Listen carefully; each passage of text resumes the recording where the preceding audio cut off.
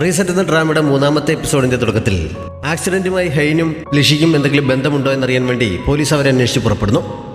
അവർ രണ്ടുപേരും കൂടി പാർക്കിലെ ടവറിന് മുകളിൽ നിന്ന് അതുവരെ സംഭവിച്ച കാര്യങ്ങളൊക്കെ അനലൈസ് ചെയ്യുകയാണ്. ഹെയ്ൻ ഒരു പേപ്പർ എടുത്ത് ഓരോ ലൂപ്പിലും അവർ ഉണർന്ന സമയവും സ്ഥലവും ബോംബ് പൊട്ടിയ സമയവും സ്ഥലവും ഒക്കെ ഒരു ചാർട്ട് പോലെ റെഡിയാക്കുന്നു. ആദ്യം മുതലുള്ള എല്ലാ സമയവും ഓർമ്മയില്ലെങ്കിലും ഓർമ്മ വന്നതൊക്കെ അവർ കുറിച്ച് വെക്കുന്നു. അങ്ങനെ അറിയാവുന്നതൊക്കെ കുറിച്ചപ്പോൾ അവർക്കൊരു കാര്യം മനസ്സിലാക്കുന്നു. ഓരോ ലൂപ്പിലും അവർ ഉണർന്നുകൊണ്ടിരിക്കുന്നത് ഓരോ മിനിറ്റ് വീതം നേരത്തെയാണ്. പക്ഷെ അതിൻ്റെ കാരണം എന്താണെന്ന് അവർക്കൊരു പിടിയും കിട്ടുന്നില്ല. അപ്പോഴേക്ക് പോലീസ് സംഘം പാർക്കിന് മുന്നിലെത്തി പല വഴിക്കായി പിരിഞ്ഞ് അവരെ തിരയാൻ തുടങ്ങുന്നു. ഹെയ്ൻ ലൂപ്പിലെത്തുന്നതിന് മുമ്പ് ഓരോ തവണയും അവൾ ഉണർന്ന സമയവും സ്ഥലവും സ്ഫോടനം നടന്ന സമയവും ഒക്കെ അവളോട് ചോദിച്ചപ്പോൾ പലതിനും അവൾക്ക് കൃത്യമായി ഉത്തരം നൽകാൻ കഴിയുന്നില്ല. അവൾ തന്നോട് മനഃപൂർവ്വം മറച്ചു വെക്കുകയാണെന്ന് കരുതി അവൻ ദേഷ്യപ്പെട്ട് എഴുതിയ പേപ്പർ ചുരുട്ടിക്കൂട്ടി അവിടെ ഉണ്ടായിരുന്ന വേസ്റ്റ് ബിന്നിലിടുന്നു. ഞാനൊന്നും ഒളിപ്പിച്ചു വെക്കുന്നില്ല, പറഞ്ഞതൊക്കെ സത്യമാണ്. ഇത്രയും നേരം ഞാൻ പറഞ്ഞതൊന്നും നീ അപ്പോൾ വിശ്വസിച്ചിരുന്നില്ലേ എന്ന് അവൾ വിഷമത്തോടെ ചോദിക്കുന്നു.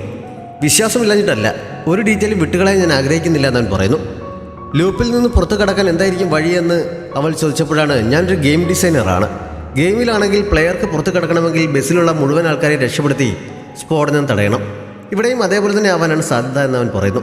അത് കഴിഞ്ഞപ്പോഴാണ് അവൾ അവൻ്റെ പേര് പോലും ചോദിക്കുന്നത്. അവളുടെ പേര് നേരത്തെ പോലീസിന് ഫോൺ ചെയ്ത സമയത്ത് അവരോട് പറയുന്നത് അവൻ കേട്ടിരുന്നു. മുമ്പൊരു തവണ പോലീസ് എന്നെ ചോദ്യം ചെയ്തിരുന്നു. അവർ വളരെ ഷാർപ്പായിട്ടാണ് ചോദ്യങ്ങൾ ചോദിക്കുന്നത്. അവരുടെ മുന്നിൽ നമുക്ക് പിടിച്ചു നിൽക്കാൻ കഴിയില്ല. അതുകൊണ്ടാണ് അവരോട് സത്യം പറയുന്നത് നല്ല ഐഡിയ അല്ല എന്ന് ഞാൻ പറഞ്ഞത് എന്നവൾ പറഞ്ഞപ്പോൾ അവർ വളരെ ഷാർപ്പായതുകൊണ്ട് തന്നെ അവരോട് സത്യം പറയുന്നതാണ് നല്ലത് എന്നവൻ തർക്കിക്കുന്നു. ഇതേ സമയം തന്നെ അവരെ കണ്ടെത്തി രണ്ടു വഴിയിലൂടെ പോലീസ് അവരുടെ അടുത്തെത്തിയിരുന്നു. എതിർപ്പൊന്നും കൂടാതെ അവർ കീഴടങ്ങുന്നു. പാർക്കിന് മുന്നിലെത്തിയപ്പോൾ രണ്ട് വണ്ടിയിലായിട്ടാണ് അവരെ കൊണ്ടുപോകാൻ തുടങ്ങിയത്. ഞങ്ങൾക്ക് ഒരു വണ്ടിയിൽ പോകാൻ പറ്റുമോ എന്നവൻ ചോദിച്ചെങ്കിലും അവർ അതിനെ അനുവദിക്കുന്നില്ല. അവൻ്റെ ഒപ്പം ചീഫാണ് വണ്ടിയിൽ കയറിയത്. അവൻ്റെ ജോലിയെപ്പറ്റിയും മറ്റും അദ്ദേഹം വണ്ടിയിൽ നിന്ന് ചോദിക്കുന്നു. അവൻ ജോലി ചെയ്യുന്ന സ്ഥലം അവിടെ നിന്ന് കുറച്ച് ദൂരെ ആയിരുന്നതിനാൽ ആ സമയത്ത് അവിടെ എന്ത് ചെയ്യണമെന്ന് അദ്ദേഹം ചോദിക്കുന്നു. അവിടെ അടുത്ത് 2 മണിക്ക് നടക്കാനിരിക്കുന്ന ഒരു മീറ്റിംഗ് എത്തിയതാണെന്ന് പറഞ്ഞപ്പോൾ ഇപ്പോൾ 3 മണിയായല്ലോ, മീറ്റിങ്ങിന് പോകണ്ടേ എന്ന് അദ്ദേഹം വീണ്ടും ചോദിക്കുന്നു. മാത്രമല്ല ഫോൺ സ്വിച്ച് ഓഫ് ആക്കി വെച്ചിരിക്കുന്നതിനെ ചോദ്യം ചെയ്തിട്ട് നിർബന്ധിച്ച് അവനെ കൊണ്ട് ഫോൺ ഓണാക്കിക്കുന്നു. ആ സമയത്ത് അവൻ്റെ ഓഫീസിൽ നിന്ന് അവന് കോൾ വരുന്നു. ലൗഡ് സ്പീക്കറിലിട്ടാണ് അദ്ദേഹം സംസാരിപ്പിച്ചത്. മീറ്റിങ്ങിന് സമയത്ത് എത്താതിരുന്നതിന് വിളിച്ചയാൾ അവനെ കുറേ വഴക്ക് പറയുന്നു. ഞാനൊരു പ്രത്യേക സിറ്റുവേഷനിൽ നിൽക്കുകയാണ്, പിന്നെ തിരിച്ച് വിളിക്കാമെന്ന് പറഞ്ഞ് അവൻ പെട്ടെന്ന് കോൾ കട്ട് ചെയ്യുന്നുണ്ട്. ലിഷിയുമായുള്ള റിലേഷനെ കുറിച്ച് ചോദിച്ചപ്പോൾ അവളെ ബസ്സിൽ വെച്ച് പരിചയപ്പെട്ടതാണ് എന്നവൻ പറയുന്നു. പക്ഷെ അദ്ദേഹത്തിന് അതത്ര വിശ്വാസമാകുന്നില്ല. സ്റ്റേഷനിൽ എത്തിക്കഴിഞ്ഞപ്പോഴും 2 മുറികളിലായിട്ടാണ് അവരെ ചോദ്യം ചെയ്യാനിരുത്തിയത്. അവിടേക്ക് കയറ്റുന്നതിന് മുമ്പേ ഫോൺ ഉൾപ്പെടെയുള്ള അവരുടെ സാധനങ്ങളെല്ലാം വാങ്ങി വെക്കുകയും ചെയ്യുന്നു. അതുവരെ അവരിൽ നിന്ന് കിട്ടിയ വിവരങ്ങൾക്ക് ചീഫ് അദ്ദേഹത്തിന്റെ സുപ്പീരിയർ ഓഫീസറിനെ അറിയിക്കുന്നു. ബസ്സിൽ വെച്ചാണ് തമ്മിൽ പരിചയപ്പെട്ടത് എന്ന് അവൻ പറഞ്ഞതിനെക്കുറിച്ച് ചീഫ് പറഞ്ഞപ്പോൾ അങ്ങനെയാണെന്ന് തോന്നുന്നില്ല. മാത്രമല്ല അവർ ലവേഴ്സ് ആണെന്നാണ് തോന്നുന്നത് എന്ന് ജിയാങ് അഭിപ്രായപ്പെടുന്നു. ഹെയ്ൻ വേസ്റ്റ് ബിന്നിലേക്ക് വലിച്ചെറിഞ്ഞ പേപ്പർ അവർക്ക് കിട്ടിയിരുന്നു. ചോദ്യം ചെയ്യാൻ കയറിയപ്പോൾ അവർ അതും കയ്യിൽ കരുതുന്നു. ലിഷിയെ ചീഫാണ് ചോദ്യം ചെയ്തത്. മുമ്പത്തെ അനുഭവം ഓർമ്മയുള്ളതുകൊണ്ട് അവൾ കൂടുതലൊന്നും പറയാൻ തയ്യാറാകുന്നില്ല. പറഞ്ഞാലും അവർ വിശ്വസിക്കാൻ പോകുന്നില്ല എന്ന് അവൾക്ക് നന്നായി അറിയാം. കൂടുതൽ ചോദ്യങ്ങൾക്കും അവൾ മൗനം പാലിച്ചതേ ഉള്ളൂ. ബസ്സിൽ ബോംബുണ്ട് എന്നെങ്ങനെയാണ് അറിഞ്ഞത്? ബോംബ് നേരിട്ട് കണ്ടോ? കണ്ടില്ലെങ്കിൽ പിന്നെ എങ്ങനെ അതിനെക്കുറിച്ച് അറിഞ്ഞു? അവർ രണ്ടുപേരും മാത്രം എന്തുകൊണ്ടാണ് ബസ്സിൽ നിന്ന് ഇറങ്ങിയത്? ഡ്രൈവറെ വിവരം അറിയിക്കാതിരുന്നത് എന്താണെന്നിങ്ങനെ അദ്ദേഹം പല ചോദ്യങ്ങളും ചോദിച്ചെങ്കിലും ഒന്നിനും അവൾ മറുപടി നൽകുന്നില്ല. അവസാനം വേസ്റ്റ് ബിന്നിൽ നിന്ന് കിട്ടിയ ആ പേപ്പർ അദ്ദേഹം അവളെ കാണിച്ചിട്ട് എന്താണ് അതുകൊണ്ട് ഉദ്ദേശിക്കുന്നത് ചോദിക്കുന്നു. അപ്പോഴും അവൾ ഉത്തരം നൽകുന്നില്ല. ഹെയ്നെ ചോദ്യം ചെയ്തത് ജിയാങ് ആണ്. അവൻ അവരുടെ ചോദ്യങ്ങൾക്കെല്ലാം സത്യസന്ധമായി ഉത്തരം പറഞ്ഞുകൊണ്ടിരിക്കുകയാണ്. പക്ഷെ ഓരോ മിനിറ്റ് കഴിയുന്തോറും അവന് മറുപടി നൽകാനുള്ള ബുദ്ധിമുട്ട് കൂടിക്കൂടി വരുന്നു. അതേപോലെയാണ് ഓരോ ചോദ്യങ്ങളും ചോദിച്ചുകൊണ്ടിരിക്കുന്നത്. ആക്സിഡന്റുമായി അവന് എന്തോ ബന്ധമുള്ള രീതിയിലാണ് അവർ ചോദ്യങ്ങൾ ചോദിക്കുന്നത്. എനിക്ക് യാതൊരു ബന്ധവുമില്ല, ഞാൻ പറയുന്നതൊക്കെ സത്യമാണ് എന്ന് അവൻ പറയുന്നുണ്ടെങ്കിലും അവർ അത് വിശ്വസിക്കാൻ തയ്യാറാകുന്നില്ല. അവസാനം ടൈം ലൂപ്പിനെ കുറിച്ച് അവൻ അവരോട് പറയുന്നു. അവർ അത് വിശ്വസിക്കുന്നില്ല എന്ന് മാത്രമല്ല ജിയാങ്ങിനെ ശരിക്കും ദേഷ്യം പിടിപ്പിക്കുകയും ചെയ്യുന്നു. അതിനെക്കുറിച്ച് പറയേണ്ടിയിരുന്നില്ല എന്ന് പോലും ഹെയ്ന് തോന്നിപ്പോകുന്നു. ജിയാങ് ദേഷ്യപ്പെട്ട് അവിടെ നിന്ന് ഇറങ്ങിപ്പോയി സുപ്പീരിയർ ഓഫീസറോട് ഇനി എന്ത് ചെയ്യണമെന്ന് ചോദിക്കുന്നു. അവരെന്തെങ്കിലും ഡ്രഗ്സ് ഉപയോഗിച്ചിട്ടാണോ ഇങ്ങനെയൊക്കെ ചെയ്യുന്നതെന്ന് അറിയാനുള്ള ടെസ്റ്റ് നടത്താൻ അവർ നിർദ്ദേശിക്കുന്നു. ലിഷി ഇപ്പോഴും ഒന്നും കൃത്യമായി മറുപടി നൽകിയിട്ടില്ല. പക്ഷെ ഒരു തവണ ചീഫിനോട് സംസാരിക്കുന്നിടയിൽ അവൾ അറിയാതെ അദ്ദേഹത്തിന്റെ പേര് വിളിച്ചു പോകുന്നു. ഇത്തവണ ഇതുവരെ അദ്ദേഹം അവളോട് പേര് പറഞ്ഞ് പരിചയപ്പെടുത്തിയിരുന്നില്ല. പിന്നെ എങ്ങനെയാണ് നിനക്ക് എൻ്റെ പേരറിയാവുന്നതെന്ന് അദ്ദേഹം ചോദിക്കുന്നു. ഇനിയും മറച്ചു വെച്ചിട്ട് കാര്യമില്ലെന്ന് മനസ്സിലായതോടെ അവൾ ലൂപ്പിനെ കുറിച്ച് പറയുന്നു. ഒരു ലൂപ്പിൽ ആശുപത്രിയിൽ വെച്ച് നേരിട്ട് കണ്ടപ്പോൾ അദ്ദേഹം തന്നെയാണ് പേര് പറഞ്ഞതെന്നും അവൾ വെളിപ്പെടുത്തുന്നു. അന്ന് ആശുപത്രിയിൽ വെച്ച് കുടിക്കാൻ വെള്ളം എടുത്ത് നൽകിയപ്പോൾ വലത് കൈക്ക് എന്തോ പ്രശ്നമുള്ളതുപോലെ ഇടത് കൈ കൊണ്ടാണ് അദ്ദേഹം കുപ്പി തുറന്നത് എന്നും അദ്ദേഹത്തിന് വിശ്വാസം വരാനായി പറയുന്നു.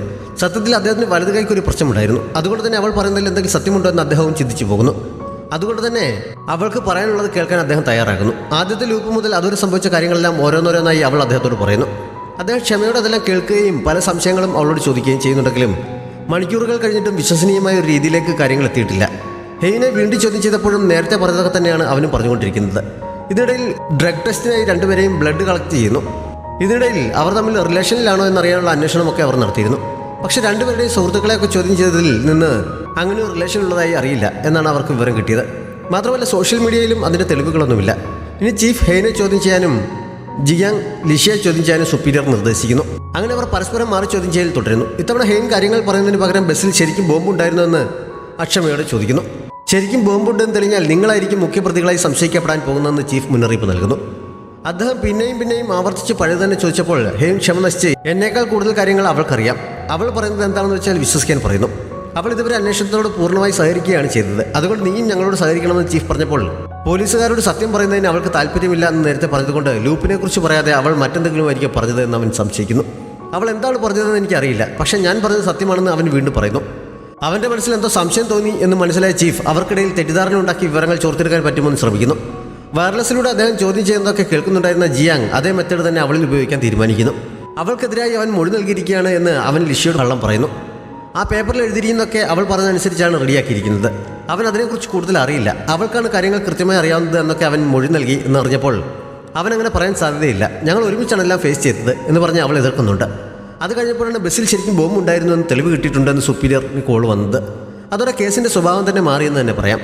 അതുവരെയുള്ള നയത്തിലുള്ള ചോദ്യം ചെയ്തൽ അവസാനിപ്പിച്ച് സുപ്പീരിയർ ചീഫിനെയും ജിയാങ്ങിനെയും അടുത്തേക്ക് വിളിപ്പിക്കുന്നു. ബസ്സിൽ ബോംബുണ്ടായിരുന്നതിനെ കുറിച്ച് അവരോടും പറയുന്നു. ചോദ്യം ചെയ്യലിനോട് കൂടുതൽ സഹകരിച്ചത് ഹെയ്ൻ ആയതുകൊണ്ട് ആദ്യം അവനെ തന്നെ ചോദ്യം ചെയ്യാമെന്ന് തീരുമാനിച്ച് അവർ എല്ലാവരും കൂടി അവൻ്റെ അടുത്തേക്ക് ചെല്ലുന്നു. ബസ്സിൽ ശരിക്കും ബോംബുണ്ടായിരുന്നു. ആദ്യ സംശയം അവനെ തന്നെയാണെന്ന് സുപ്പീരിയർ അവനെ അറിയിക്കുന്നു. എനിക്കതുമായി യാതൊരു ബന്ധവുമില്ല, അങ്ങനെ ചെയ്യാൻ തക്കവണ്ണം യാതൊരു പ്രേരണകളുമില്ല എന്നൊക്കെ അവൻ പറയുന്നുണ്ടെങ്കിലും ഒരു പ്രയോജനവും ഉണ്ടാകുന്നില്ല. നിരപരാധിത്വം തെളിയിക്കാൻ ഒരു വഴിയുമില്ലാതെ ഹെയ്ൻ ആകെ വിഷമത്തിലാക്കുന്നു. ഈ സമയത്ത് ലിഷിയുടെ അടുത്ത് ആരും ഉണ്ടായിരുന്നില്ല. ചോദ്യം ചെയ്യലിൻ്റെ ക്ഷീണം കൊണ്ടാവണം അവൾ അവിടെ ഇരുന്ന് മയങ്ങിപ്പോകുന്നു. അല്പസമയത്തിനുള്ളിൽ തന്നെ ലൂപ്പ് അവസാനിച്ച് അവർ അടുത്ത ലൂപ്പിലെത്തുന്നു. ഇത്തവണ അവൾ ഉണർന്നപ്പോൾ ബസ് ഒരു സ്റ്റോപ്പിൽ നിന്ന് വിടുന്നതേ ഉണ്ടായിരുന്നുള്ളൂ. ഇതിനിടയിൽ സ്ഫോടനം നടക്കുന്നതിന് മുമ്പ് മറ്റൊരു കേസുമായി ബന്ധപ്പെട്ട് ചീഫും മറ്റു പോലീസുകാരും കൂടി ഒരു ക്രിമിനലിനെ ചേസ് ചെയ്ത് പിടിക്കുന്നത് കാണിക്കുന്നു. ആ സമയത്ത് ചീഫിൻ്റെ കൈക്ക് ചെറുതായി മുറിവും സംഭവിക്കുന്നുണ്ട്. അതിനുശേഷം വീണ്ടും ബസ്സിലേക്ക് തിരിച്ചു വരികയാണ്. ലിഷി ഉണർന്നപ്പോൾ ഹെയ്ൻ അവളുടെ തോളിലേക്ക് ചാരിയിരുന്ന് ഉറങ്ങുകയാണ്. കുറച്ചു സമയം അവൾ വെയിറ്റ് ചെയ്തെങ്കിലും അവൻ ഉണരുന്നില്ല. മാത്രമല്ല ഉറക്കത്തിൽ വല്ലാതെ അസ്വസ്ഥത പ്രകടിപ്പിക്കുകയും നന്നായി വിയർക്കുകയും ഒക്കെ ചെയ്യുന്നുണ്ട്. അവൾ പതുക്കെ അവനെ തോളിൽ നിന്ന് മാറ്റി സീറ്റിലേക്ക് എടുത്ത ശേഷം എഴുന്നേറ്റ് അടുത്ത സീറ്റിലേക്ക് മാറിയിരിക്കുന്നു. അപ്പോഴും അവൻ ഉണരാത്തത് കൊണ്ട് അവൾ അടുത്തേക്ക് ചെന്ന് നോക്കുന്നുണ്ടെങ്കിലും ആ സമയത്ത് അവൻ ഉണരുന്നതിനാൽ അവൾ മാറിയിരിക്കുന്നു. കഴിഞ്ഞ ലൂപ്പിൽ രണ്ടുപേരും പരസ്പരം വിശ്വാസമില്ലാത്ത രീതിയിൽ ചിലത് പറഞ്ഞതുകൊണ്ട് ആദ്യം ആരും സംസാരിച്ചു തുടങ്ങുന്നില്ല. എന്നാലും അവൻ നന്നായി വിയർക്കുന്നത് കണ്ട് അവൾ ബാഗിൽ നിന്ന് ടിഷ്യൂ എടുത്ത് കൊടുക്കാൻ തുടങ്ങുന്നു. പക്ഷെ അപ്പോഴേക്കും അവൻ സ്വന്തം ബാഗിൽ നിന്ന് ടിഷ്യൂ ഒക്കെ എടുത്ത് മുഖമൊക്കെ തുടച്ചു കഴിഞ്ഞിരുന്നു.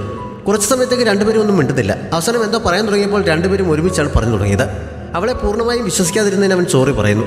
എൻ്റെ ഭാഗത്തും തെറ്റുണ്ട്, അതുകൊണ്ട് കഴിഞ്ഞതിനെക്കുറിച്ചൊന്നും സംസാരിക്കേണ്ട, ഇനി എന്ത് ചെയ്യാൻ പറ്റും എന്ന് നോക്കാം എന്നവൾ പറയുന്നു. ശരിക്കും ബസ്സിൽ ബോംബുണ്ട് എന്ന് ഉറപ്പായി കഴിഞ്ഞു എന്നവൻ പറഞ്ഞപ്പോൾ ബോംബുണ്ട് എന്നറിഞ്ഞിട്ടും മറ്റ് യാത്രക്കാരെ വിവരം അറിയിക്കാതിരുന്ന എന്താണ് എന്ന് ചീഫ് ചോദ്യം ചെയ്യലിനിടയിൽ ചോദിച്ചതിനെ കുറിച്ച് അവൾ പറയുന്നു. അതുകൊണ്ട് ഇത്തവണ എല്ലാവരോടും വിവരം പറയാമെന്ന് പറഞ്ഞ് അവൾ ഉടനെ തന്നെ എഴുന്നേറ്റ് നിന്ന് ബസ്സിൽ ബോംബുണ്ട്, എത്രയും പെട്ടെന്ന് വണ്ടി നിർത്താൻ പറയുന്നു. പക്ഷേ അടുത്ത സെക്കൻഡിൽ തന്നെ സ്ഫോടനം നടക്കുന്നു. അടുത്ത ലൂപ്പിൽ ഉണർന്നപ്പോഴേക്കും ബസ്സിലെ യാത്രക്കാരിൽ ആരോ തന്നെയാണ് സ്ഫോടനത്തിന് പിന്നിൽ എന്നവർക്ക് മനസ്സിലായിരുന്നു. മുമ്പത്തെ പോലെ സംഭവിക്കാതിരിക്കാൻ അവർക്ക് യാതൊരു സംശയം തോന്നാത്ത രീതിയിലാണ് രണ്ടുപേരും പിന്നീട് പെരുമാറിയത്. ബോംബ് ബസ്സിനുള്ളിൽ എവിടെയെങ്കിലും ഫിറ്റ് ചെയ്ത് വെച്ചിരിക്കുകയായിരിക്കും, അല്ലെങ്കിൽ ആരുടെയെങ്കിലും കയ്യിലുള്ള ബാഗിലാകാനാണ് സാധ്യത എന്ന് പറഞ്ഞ് അവൻ യാത്രക്കാരെ സൂക്ഷ്മമായി നിരീക്ഷിക്കാൻ തുടങ്ങുന്നു. ബാഗൊന്നും കൈവശമില്ലാത്ത രണ്ടുപേരെ അവർ ആദ്യം തന്നെ ഒഴിവാക്കുന്നു. 1-2 ലൂപ്പുകളിൽ മരുന്ന് നൽകിയ മുത്തശ്ശിയുടെ ബാഗിലും മരുന്ന് മാത്രമേ ഉള്ളൂ, അതുകൊണ്ട് അവരെയും ഒഴിവാക്കാമെന്ന് അവൾ പറയുന്നു. കുറച്ചു മുന്നിലെ സീറ്റിലിരിക്കുന്ന ഒരു സ്ത്രീയുടെ അടുത്ത് നിന്ന് ബാഗ് ഇരിക്കുന്നത് കണ്ട് അവരായിരിക്കുമോ എന്ന് അവൾ സംശയം ചോദിച്ചപ്പോൾ അവന് അത്ര കാര്യമാക്കാതെ ബസ്സിൻ്റെ ഏറ്റവും പുറകിൽ ഇരിപ്പുണ്ടായിരുന്ന ആളെ തിരയുന്നു. പക്ഷെ ആ സമയത്ത് അവിടെ ആരും ഉണ്ടായിരുന്നില്ല. അവിടെ ഒരു യാത്രക്കാരനുള്ളതായി അവൾക്കും ആദ്യം ഓർമ്മ വരുന്നില്ല. പിന്നീട് ഓർത്തു നോക്കിയപ്പോഴാണ് തൊപ്പിയും മാസ്കും ഒക്കെ ധരിച്ച് സംശയം തോന്നിക്കുന്ന രീതിയിൽ ഒരു ബാഗും കയ്യിൽ പിടിച്ച ഒരാൾ അവിടെ ഇരിപ്പുണ്ടായിരുന്നു എന്ന് അവൾക്ക് ഓർമ്മ വന്നത്. അയാളെ ബസ്സിൽ കാണാത്തതിനാൽ അവർ ചുറ്റും നോക്കിയപ്പോഴാണ് അടുത്ത സ്റ്റോപ്പ് എത്തുന്നതേ ഉള്ളൂ എന്നറിയുന്നത്. ഇത്തവണ കുറെ കൂടി നേരത്തെയാണ് ഉണർന്നത് എന്ന് അവർക്ക് മനസ്സിലാക്കുന്നു. ആർക്കും സംശയമുണ്ടാക്കാത്ത രീതിയിൽ അവിടെ സ്റ്റോപ്പിൽ തന്നെ ഇറങ്ങാമെന്നും അവർ തീരുമാനിക്കുന്നു. ലിഷി ഇതിനിടയിൽ ബാഗിൽ നിന്ന് ഫോൺ എടുത്ത് ഹെഡ്ഫോൺ ഉപയോഗിച്ച് മുമ്പ് അപകടം ഉണ്ടാകുന്നതിന് തൊട്ടു മുമ്പ് കേട്ട റിംഗ് ടോൺ ഏതാണെന്ന് കണ്ടെത്താൻ ശ്രമിക്കുന്നു. മനസ്സിലായി കഴിഞ്ഞപ്പോൾ അവളത് പ്ലേ ചെയ്യുന്നുണ്ട്. അത് റിംഗ് ടോണിലുള്ള ആൾ എന്തായാലും അത് കേൾക്കുമ്പോൾ റിയാക്ട് ചെയ്യാൻ സാധ്യതയുണ്ട്. അപകടത്തിന് അതുമായി എന്തെങ്കിലും ബന്ധമുണ്ടെങ്കിൽ ചിലപ്പോൾ അങ്ങനെ കണ്ടെത്താൻ കഴിഞ്ഞേക്കും എന്ന പ്രതീക്ഷയിലാണ് അവൾ അങ്ങനെ ചെയ്തത്. സ്റ്റോപ്പിൽ ഇറങ്ങാൻ തയ്യാറെടുത്ത് എഴുന്നേറ്റപ്പോഴേക്കും അവളത് പ്ലേ ചെയ്യുന്നുണ്ട്. പക്ഷേ ആളുകളുടെ റിയാക്ഷനിൽ നിന്ന് പ്രത്യേകിച്ചൊന്നും മനസ്സിലാക്കാൻ കഴിയുന്നില്ല. അവർ നേരത്തെ പറഞ്ഞ മാസ്കും തൊപ്പിയും ധരിച്ച ആൾ അവർ ഇറങ്ങിയ സ്റ്റോപ്പിൽ നിന്ന് ബസ്സിലേക്ക് കയറുന്നു. ബസ്സിനുള്ളിൽ അയാൾ കാൽ തട്ടി വീഴാൻ തുടങ്ങുന്നതും ആ സമയത്ത് ബാഗിൽ മുറുകെ പിടിക്കുന്നതുമൊക്കെ അവൻ ശ്രദ്ധിക്കുന്നുണ്ട്. ഇറങ്ങിയ ഉടനെ തന്നെ ലിഷി മുമ്പത്തെ പോലെ സ്റ്റേഷനിലേക്ക് വിളിച്ച് ബോംബിനെ കുറിച്ചുള്ള റിപ്പോർട്ട് നൽകുന്നു. വീണ്ടും സ്റ്റേഷനിൽ കയറി ഇറങ്ങാൻ താല്പര്യമില്ലാത്തതുകൊണ്ട് ഹെയ്ൻ ബുദ്ധിപൂർവ്വം അവളെ യാതൊരു പരിചയമില്ലാത്ത രീതിയിൽ അവളുടെ അടുത്ത് നിന്ന് മാറി നിൽക്കുന്നു. ഫോൺ ചെയ്ത് കഴിഞ്ഞപ്പോൾ കുറച്ച് മാറി നിൽക്കുന്ന അവൻ്റെ അടുത്തേക്ക് അവൾ ചെല്ലാൻ തുടങ്ങിയെങ്കിലും അടുത്തേക്ക് വരരുത്, ക്യാമറ ഉണ്ട് എന്ന് അവൻ ആംഗ്യം കാണിക്കുന്നു. അവളെ പരിചയമില്ലാത്തതുപോലെ മുന്നോട്ട് നടക്കുകയും ചെയ്യുന്നു. അവൾ കാര്യം മനസ്സിലാക്കാതെ പുറകെ ചെന്നപ്പോൾ ഫോൺ എടുത്ത് ആർക്കോ വോയിസ് മെസ്സേജ് അയക്കുന്നത് പോലെ എൻ്റെ അടുത്തേക്ക് വരരുത്, ആളൊഴിഞ്ഞൊരു സ്ഥലം കണ്ടെത്തി അവിടെ വെച്ച് സംസാരിക്കാമെന്ന് പറഞ്ഞുകൊണ്ട് അവൻ മുന്നോട്ട് തന്നെ നടക്കുന്നു. അപ്പോഴും അവൻ എന്താണ് ഇങ്ങനെ ഒഴിഞ്ഞു മാറുന്നതെന്ന് അവൾക്ക് മനസ്സിലാകുന്നില്ല. കുറേ മുന്നോട്ട് നടന്ന് നേരത്തെ എത്തിയ പാർക്കിലെ ക്യാമറകളൊന്നും ഇല്ലാത്ത ഒരു ഏരിയയിൽ ചെന്ന് നിന്ന ശേഷമാണ് അവൻ അവളോട് സംസാരിക്കാൻ തയ്യാറായത്. എന്തിനാണ് മുമ്പത്തെ പോലെ സ്റ്റേഷനിലേക്ക് വിളിച്ച് റിപ്പോർട്ട് ചെയ്തതെന്ന് ചോദിച്ച് അവൻ അവളെ കുറ്റപ്പെടുത്തുന്നു. റിപ്പോർട്ട് ചെയ്യാതിരിക്കുന്നത് എങ്ങനെയാണ്? ഇത്രയും പേരുടെ ജീവൻ്റെ കാര്യമല്ലേ, അവർക്ക് എന്തെങ്കിലും ചെയ്യാൻ കഴിയുമെങ്കിൽ കഴിയട്ടെ എന്നവൾ പറഞ്ഞപ്പോൾ എനിക്ക് മുമ്പത്തെ പോലെ വീണ്ടും സ്റ്റേഷനിലേക്ക് വരാൻ താല്പര്യമില്ല. ഇത്തവണ നമ്മൾ സ്റ്റോപ്പിൽ തന്നെ ഇറങ്ങിയത് കൊണ്ട് അവർ നമ്മളെ സംശയിക്കേണ്ട ആവശ്യമില്ല. എനിക്ക് ആ ഇരുണ്ട മുറിക്കുള്ളിൽ അധിക സമയം ഇരിക്കാൻ കഴിയില്ല. ഇങ്ങനെ എടുത്തുചാടി അവരെ വിളിക്കാത്ത കാര്യങ്ങൾ കുറച്ചുകൂടി പ്ലാൻ ചെയ്തിരുന്നെങ്കിൽ അത് സംഭവിക്കുമായിരുന്നില്ല. നമുക്ക് കുറച്ചുകൂടി തെളിവുകൾ ശേഖരിക്കാൻ കഴിഞ്ഞേനെ. ഇതിപ്പോൾ മുമ്പത്തെ പോലെ തന്നെ അവരുടെ മുന്നിൽ നമുക്ക് ഉത്തരം പറയാൻ കഴിയാതെ നിൽക്കേണ്ടി വരും. ഇത്തവണ നമ്മൾ ഒരുപാട് നേരത്തെയാണ് ലൂപ്പിൽ ഉണർന്നത്. അതുകൊണ്ട് ചിലപ്പോൾ ഇത് അവസാനത്തെ ലൂപ്പ് ആവാൻ സാധ്യതയുണ്ട്. അങ്ങനെയാണെങ്കിൽ നമ്മളിനി ക്രിമിനലുകളായി ജയിലിൽ കഴിഞ്ഞേണ്ടി വന്നേക്കും എന്നൊക്കെ പറഞ്ഞ് അവൻ അവളെ ഒരുപാട് കുറ്റപ്പെടുത്തുന്നു. എന്തൊക്കെ പറഞ്ഞാലും അത്രയും ആളുകളുടെ ജീവൻ വെച്ച് കളിക്കാൻ ഞാൻ തയ്യാറില്ല. ഇത്തവണ നമ്മൾ കുറച്ചുകൂടി നേരത്തെ ഉണർന്നത് കൊണ്ട് പോലീസിന് കുറച്ചുകൂടി സമയം കിട്ടും. അവരെ ചിലപ്പോൾ രക്ഷ ചെയ്യാൻ കഴിഞ്ഞേക്കും. ഇത് അവസാനത്തെ ലൂപ്പാണെങ്കിൽ അത്രയും ആളുകളുടെ ജീവൻ നഷ്ടമാവില്ലേ? ഞാൻ ഹോസ്പിറ്റലിലായിരുന്ന സമയത്ത് ഇതിൻ്റെ ഭീകരത നേരിട്ട് കണ്ടതാണ് എന്നൊക്കെ അവൾ പറയുന്നു. നീ മാത്രമല്ല, ഞാനും എമർജൻസി റൂമിൽ വെച്ച് ഇത് അനുഭവിച്ചതാണ്. എനിക്കും അതിനെക്കുറിച്ച് നന്നായി അറിയാം. അവരെ രക്ഷിക്കണമെന്ന് എനിക്കും ആഗ്രഹമില്ലാഞ്ഞിട്ടല്ല, പക്ഷേ ചില കാര്യങ്ങൾക്ക് തീരുമാനമെടുക്കേണ്ടത് ബുദ്ധി ഉപയോഗിച്ചാണ് എന്നൊക്കെ പറഞ്ഞ് അവൻ ദേഷ്യപ്പെടുന്നു. മുമ്പത്തെ പോലെ പാലത്തിൽ ചെന്ന് നിന്ന് ബസ് പൊട്ടിത്തെറിക്കുന്നുണ്ടോ അതോ പോലീസിന് സ്ഫോടനം തടയാൻ കഴിഞ്ഞോ എന്ന് നിരീക്ഷിക്കാം എന്ന് പറഞ്ഞ് അവൻ മുന്നോട്ട് നടക്കുന്നു. അവൾ പക്ഷേ അവൻ്റെ കൂടെ പോകാതെ കുറച്ച് പുറകെയാണ് ചെന്നത്. പാലത്തെടുത്ത് നിന്നപ്പോൾ അവളോട് ദേഷ്യപ്പെട്ടതിന് സോറി പറഞ്ഞ് ഹെയിൻ പിണക്കം തീർക്കാൻ ശ്രമിച്ചെങ്കിലും അവൾ പിണക്കത്തിൽ തന്നെയാണ്. ഇത്തവണ സ്റ്റേഷനിലേക്ക് പോകേണ്ടി വരില്ല, പോലീസിന് സ്ഫോടനം തടയാൻ കഴിയും, എനിക്കവരുടെ വിശ്വാസമാണ് എന്ന് അതേ പിണക്കത്തോടെ തന്നെ അവൾ പറയുന്നു. പോലീസ് ഈ സമയം അവൾ നൽകിയ വിവരമനുസരിച്ച് പാലത്തിൻ്റെ ഇരുവശങ്ങളിലായി എത്തി ട്രാഫിക് കൺട്രോൾ ചെയ്യുന്നു. ബസ് വന്നുകൊണ്ടിരുന്ന ഭാഗത്ത് ട്രാഫിക് കൺട്രോൾ ചെയ്യുന്നതിന് നേതൃത്വം കൊടുക്കുന്നത് ജിയാങ് ആണ്. ചീഫ് പാലത്തിന്റെ മറുവശത്താണ്. ബസ് തടഞ്ഞു നിർത്തിയ ശേഷം ബോംബ് ഡിറ്റക്ട് ചെയ്യാനുള്ള എക്യുപ്മെന്റ്സുമായി ജിയാങ്ങിന്റെ നേതൃത്വത്തിൽ കുറച്ച് പോലീസുകാർ അതിനുള്ളിലേക്ക് കയറുന്നു. ഒരു അപ്പൂപ്പൻ അവരെ കണ്ട് മുന്നിലിരിപ്പുണ്ടായിരുന്ന ചാക്കുകെട്ടിൽ വെപ്രാളത്തോടെ പിടിക്കുന്നു. ബോംബ് അതിനുള്ളിലായിരിക്കുമെന്ന് കരുതി ജിയാങ്ങും മറ്റ് പോലീസുകാരും കൂടി അദ്ദേഹത്തെ കയറി പിടിക്കുന്നു. ആ സമയത്ത് ബോംബ് പൊട്ടിത്തെറിക്കുന്നിടത്ത് ഈ എപ്പിസോഡ് അവസാനിക്കുന്നു.